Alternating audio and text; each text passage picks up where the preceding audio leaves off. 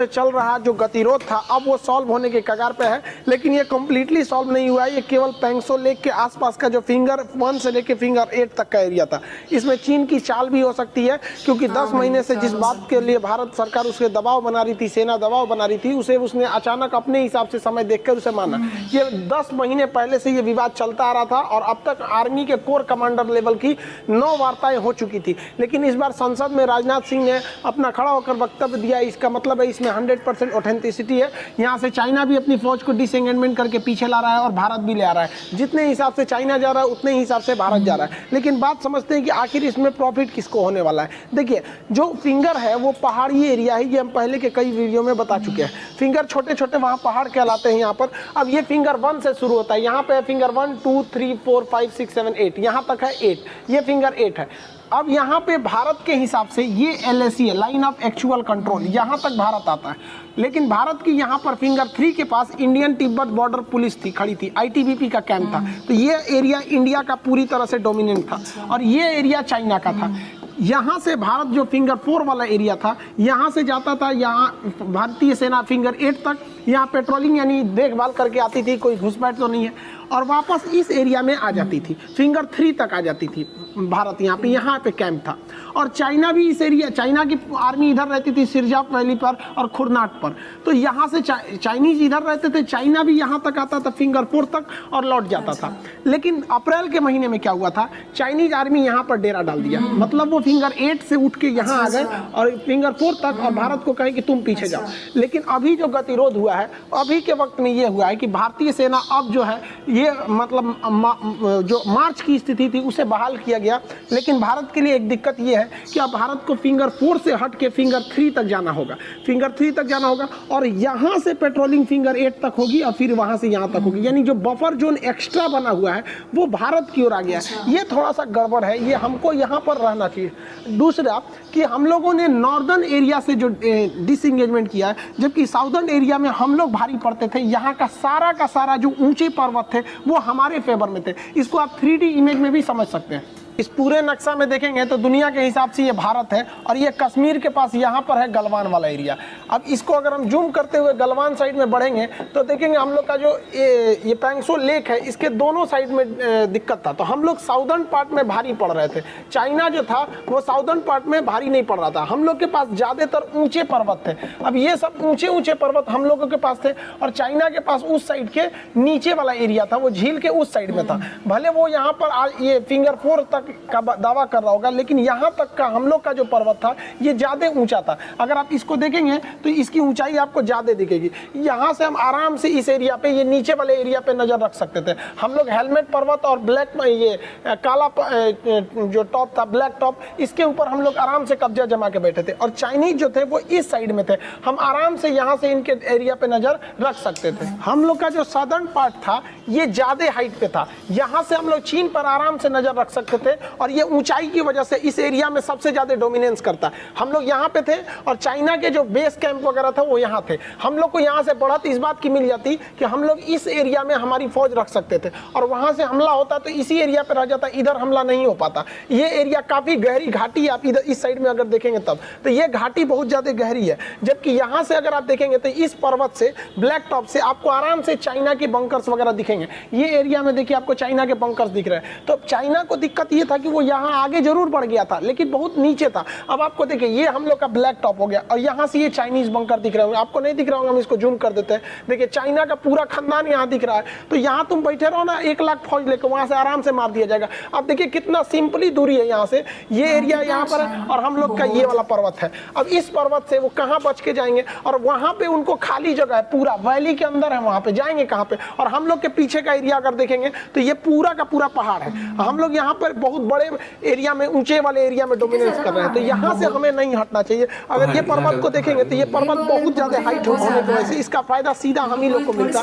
लेकिन इस पर ये पर्वत को नहीं छोड़ना चाहिए भारत को। इस पर्वत के ऊपर पकड़ बनाने के बाद ही चाइना थोड़ा सा सॉफ्ट हुआ था, क्योंकि उसको पता था कि भारत अब हाइट वाले एरिया का बहुत ज्यादा फायदा उठा लेगा। लेकिन अब हम लोग दोनों लोग यहाँ के पीछे की ओर लौट रहे हैं। चाइना इसमें पूरी तरह से फंसा हुआ था, उसको बहाना चाहिए था भागने का, क्योंकि यहाँ से उसको मौत के सिवा इसके इधर से कुछ नहीं मिलता। वो यहाँ से चाह के भी हमला नहीं कर पाता इस एरिया में। यहाँ फाइटर जेट वगैरह भी कुछ काम नहीं कर पाएंगे, रडार सिग्नल फेल हो, इतना गहरा गहरा खाई है यहाँ से। अब यहाँ पे कितना टैंक लगा दीजिए, उसकी टैंकों की संख्या ज्यादा थी, कोई दिक्कत नहीं, यहाँ से मार सकते थे उसको। देखिए चाइना पे आप भरोसा नहीं कर सकते हैं। एक तो उसने बफर जोन को हल्का पीछे की ओर घसका दिया। हम तो ये कहते हैं कि भाई जब हम लोग ऑलरेडी हाइट पर थे और हमने इतनी भीषण ठंड को पार कर गए, फरवरी का महीना आ गया, अब क्या जरूरत है समझौता करके। इसी को एलएसी बना देते हम लोग भी और कहते कि चलो भैया ना हम तुम्हारी बात मानेंगे ना तुम हमारी बात मानो, हम भी इधर की ओर अपनी फौज रखेंगे, तुम यहाँ पे चढ़ गए हो, फिंगर 4 तक तुम चढ़ गए हो, कोई दिक्कत नहीं, हम यहाँ हम इस कोना बढ़ते चलेंगे, तुम उस कोना बढ़ो।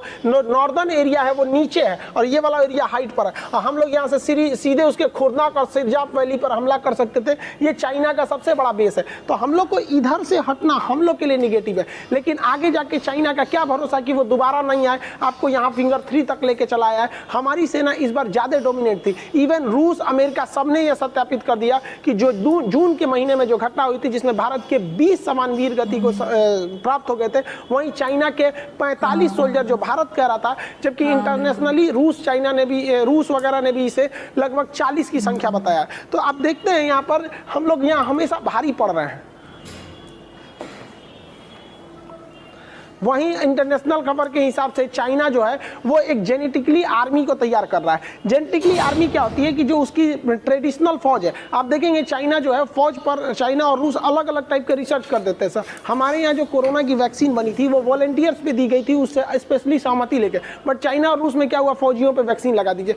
मतलब भाई फौजी को वैक्सीनेशन के लिए वो थोड़ी है कि उन पर आप रिसर्च करने लगेंगे, और फौजी के ऊपर अगर कोई वैक्सीन लगा के उसे आप आम आदमी को देते हैं तो वो सक्सेस कैसे कर पाएगी, क्योंकि फौजियों का जो हेल्थ होता है वो आम आदमी से अच्छा होता है। हो सकता है कि उसमें वो वैक्सीन नुकसान ना करे क्योंकि वो चीज एकदम अच्छे होते हैं, चुस्त दुरुस्त होते हैं, और किसी नॉर्मल आदमी को देंगे तो वो वैक्सीन असफल हो जाएगी वहां पर। तो वो वहां पर जेनेटिकली मॉडिफाई कर रहा है चाइना। जैसे मुर्गा उर्गा को अमेरिका में जेनेटिकली मॉडिफाई कर दिया जाता है, तो वैसे ही अपनी सैनिकों को भी वो मॉडिफाई कर रहा है। चीन को जेनेटिक इंजीनियरिंग में महारत हासिल है। चीन बहुत ही तेजी से जेनेटिक में आगे बढ़ रहा है। जेनेटिक जो होता है हमारे डीएनए और आरएनए के कुछ टुकड़े को लेकर अलग किया जा सकता है, ये हमारा जेनेटिक इंफॉर्मेशन का हिस्सा होता है। इसी में सारा इंफॉर्मेशन रहता है। इंफॉर्मेशन का इन द सेंस कि हमारी अगली संतान में कितनी आंखें रहेंगी, 2 आंख, हमारी अगली संतान में कितने हाथ रहेंगे तो 2 ही रहेंगे।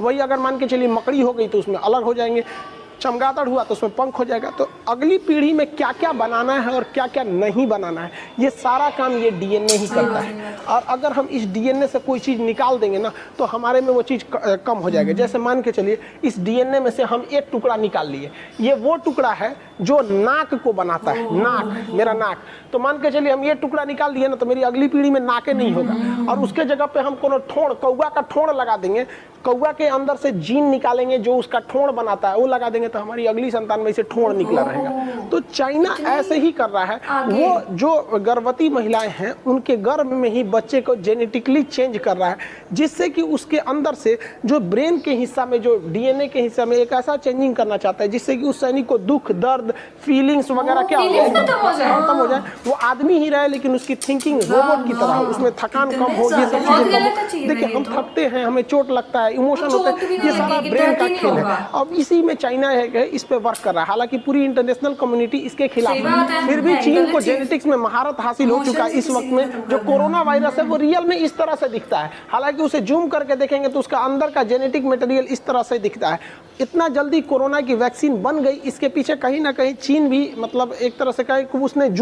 पिछले साल दिसंबर के महीने में जैसे कोरोना आया उसने कोरोना का जेनेटिक इंफॉर्मेशन दे दिया कि उसका जेनेटिक कोड क्या है। जब कभी जेनेटिक कोड पता चल जाता है तो उसकी वैक्सीन ढूंढने में काफ़ी ज़्यादा आसानी हो जाती है। जेनेटिक कोड, ये बायोलॉजी में जब आपको डीएनए आरएनए वाला चैप्टर पढ़ाएंगे तो उसमें बताएंगे, बायोलॉजी भी तो स्टार्ट ही होने वाला है, तब वहाँ पे हम आपको जेनेटिकली वाला जेनेटिक्स का सिद्धांत बताएंगे, तब वहाँ वो उसी आधार पर वैक्सीन बनाने को मिला है। तो चाइना इसमें बहुत तेज़ी से काम कर रहा है। हालांकि इसी कोड के हिसाब से भारत ने वैक्सीन को बना लिया है और भारत की वैक्सीन हर जगह पे सक्सेस भी है। वहीं देखेंगे तो WHO जो है चीन को कोरोना फैलाने के आरोप में पूरी तरह से एक तरह से क्लीन चिट देता हुआ दिख रहा है। इसने कहा WHO का कहना है कि कोई 100% 100% प्रूफ नहीं मिला है कि ये वुहान से के लैब से ही चालू हुआ है। तो भाई साहब सीधे कह दो ना कि तुम मिले हुए हो, बाकी लोग को पागल समझते हो का ट्रेड होस्ट। अमेरिका हालांकि ट्रम्प WHO से बाहर ही हो गए थे, लेकिन बाइडेन आएंगे तो WHO में शामिल हो जाएंगे। आने वाले वक्त में चीन अपनी छवि को इस तरह कर लेगा कि भैया हमारे पास भी तो कोरोना बाहर से ही आया था। अब वो अपना पल्ला झाड़ना चाहता है चाइना, उसमें WHO भी इनकी मदद कर रहे हैं। हालांकि चाइना ने भी कोरोना की वैक्सीन बनाया, लेकिन चाइना में बहुत जल्दी मई के महीने में ही 2020 में जब पूरी दुनिया में कोरोना फैल रहा था तो उस समय चाइना में कोरोना खत्म हो गया था। तो चाइना के पास कोरोना के मरीज नहीं रहे, जिस वजह से चाइना अपनी वैक्सीन को बना के टेस्ट किस पे करे, तो वैक्सीन पर चाइना जो है ये फादर ऑफ कोरोना, टेस्टिंग की असुविधा हो रही थी। इसलिए चाइना ने अपनी वैक्सीन को ब्राजील में कहा कि आप लोग हमारी वैक्सीन को ट्रायल में हिस्सा लीजिए। तो ब्राजील वालों ने कहा कि भाग यहाँ से, तोरा वैक्सीन ना लेंगे। मोदी जी को फोन किए, अपने वैक्सीन भेजेंगे। तो चाइना वाले वैक्सीन ट्रायल कहाँ से करेंगे, तो पाकिस्तान के लोगों पे ट्रायल कर रहे हैं सब। और वो भी पाकिस्तान वहाँ से गया है और 5 लाख वैक्सीन लेके आया है। अरे भाई साहब इमरान खान, आपको समझ में नहीं आ रहा है, ये वैक्सीन नहीं है, 5 लाख उठा के लेके आ गए हैं, अभी वो ट्रायल में है। ये अपने लोगों पे वैक्सीन लगवाएंगे। अब सफल हो गया तो आप समझिए, आप सफल हो गया तो चाइना का वाह वाह वाह वाह होगा। असफल हुआ तो भाई साहब लोग अब क्या करना है, आधा वैक्सीन तो इनके परिवार में खप जाएगा। पहली पत्नी, दूसर की, तीसर की, नया है यहाँ पे तीसर की, आधा तो इन्हीं लोग में खप जाएगा। तो ये चाइना वैक्सीन अभी परीक्षण करने जा रहा है पाकिस्तान पे। भाई क्या दिन आ गया है भाई पाकिस्तान के लोग। आप लोग तभी बम बारूद की दुनिया से निकलिए, वैक्सीन भी बहुत अच्छा चीज़ होता है, इस सब पे भी रिसर्च कीजिए। आप लोग तभी वो मुर्गा लड़ा रहा है लोग। वहीं भारत ने पूरी दुनिया में 100 से ज़्यादा देशों को कोरोना की वैक्सीन सप्लाई करने में लगा हुआ है। नेपाल को 10 लाख वैक्सीन दिया गया है, बांग्लादेश को 20 लाख वैक्सीन दिया गया है। जो कनाडा जो था खालिस्तान के बात कर रहा था कि हमारे यहाँ खालिस्तान का समर्थन कर रहे थे, अभी इहो जस्टिन ट्रूडो साहब मोदी जी से कर रहे हैं कि वैक्सीन भेज न दीजिए, हमारे यहाँ बहुत दिक्कत है यहाँ पर। तो भारत ने भी दरिया दिली दिखाई है, इन्हें भी वैक्सीन दिया गया है। दुनिया में सबसे ज्यादा लगभग 100 देशों को भारत है वैक्सीन को प्रोवाइड करा रहा है और बहुत दूर तक वैक्सीन प्रोवाइड करा है। कैरेबियाई देश में हम आपको बताए थे कि यहाँ एक हिस्पेनियोला नाम के देश द्वीप है, जिसके एक और डोमिनिकन है, दूसरी ओर हैती है। तो यहाँ से एयर इंडिया के विमान में डोमिनिकन नाम के देश पर 35,000 वैक्सीन के डोज दिए गए हैं। तो आप कहेंगे कि 35,000 डोज में क्या होगा, तो भाई साहब डोमिनिकन की जनसंख्या ही है 72,000, तो आधे लोगों को तो यहाँ पे वैक्सीन एक के बार में लग गया। एयर इंडिया की जहाज लेके पहुंच गई। देखिए यहाँ हमारा तिरंगा झंडा है, ये भारतीयों के लिए इससे बड़ी बात क्या हो सकती है कि एक वैक्सीन जब इंडिया से डोमिनिकन पहुंचा तो वहां के प्रधानमंत्री जो थे खुद एयरपोर्ट पर आए थे। देखिए अपने हाथ से निकाल रहे थे जहाज में से वैक्सीन, जल्दी जल्दी निकालिए और सबको लगाओ यहाँ पर। तो हम लोग की वैक्सीन पूरी दुनिया में जारी है। अब चाइना को इसके लिए एक निगेटिव असर पड़ रहा है, क्योंकि लोग को पहले उम्मीद था, पहले तो चाइना से दुश्मनी है कि भाई साहब तूने पूरी दुनिया को रुला के रख दिया कोरोना वायरस को लेके, और भारत जो है वो पूरी दुनिया में कोरोना वैक्सीन का एकदम अग्रणीय बन गया है। सभी देशों को जरूरत है भारतीय कोरोना वैक्सीन का, और हमारे यहाँ 2 वैक्सीन सफल है। हाँ थोड़ा बहुत उसके साइड इफेक्ट देखने को मिल रहे हैं। अब भाई लाखों वैक्सीन लग रहा है, ऐसा तो हो ही नहीं सकता कि 1-2 का साइड इफेक्ट न देखने को मिले, लेकिन बहुत बड़ा गंभीर साइड इफेक्ट अभी तक देखने को नहीं मिला है। यूरोपीय देश और अमेरिका जो है ये कोरोना वायरस को लेकर चाइना पे कुछ खासा नाराज है। ये लोग चाहते हैं कि चाइना में जो 2022 में ओलंपिक गेम होने वाला है, इसमें बाकी सारे देश अपने प्लेयर्स को न भेजे और बाइकआउट करें, जिससे कि चाइना पर एक दबाव बनाया जा सके। लेकिन चाइना ने भी समझ गया है कि यहाँ पे जो बाइडेन आ गए हैं, जो बाइडेन चाइना के खिलाफ ऐसी कोई नीति अपनाने वाले नहीं है। यूरोपीय देश इसमें ये नीति को अपना रहे हैं, ऑस्ट्रेलिया भी इसमें आगे है, इसके खिलाफ कह रहा है कि 2022 के ओलंपिक का क्या किया जाए, बहिष्कार किया जाए। लेकिन चाइना को पता है कि अगर उसने अपनी कोरोना फैलाने की छवि से हटना है तो भारत के साथ बॉर्डर पे अपने रिश्ते सुधारने पड़ेंगे, क्योंकि पूरी दुनिया को भारत ने वैक्सीन सप्लाई करके दुनिया का एक इमोशन अपनी ओर खींच लिया। इसलिए अचानक देखे होंगे जैसे वैक्सीन की सप्लाई होने लगी, चाइना डिसएंगेजमेंट करने लगा। पहले वो भी तैयार नहीं हो रहा था डिसएंगेजमेंट के लिए कि 1 इंच पीछे नहीं हटेंगे, तो वो भी अपने डिसएंगेजमेंट कर रहा है।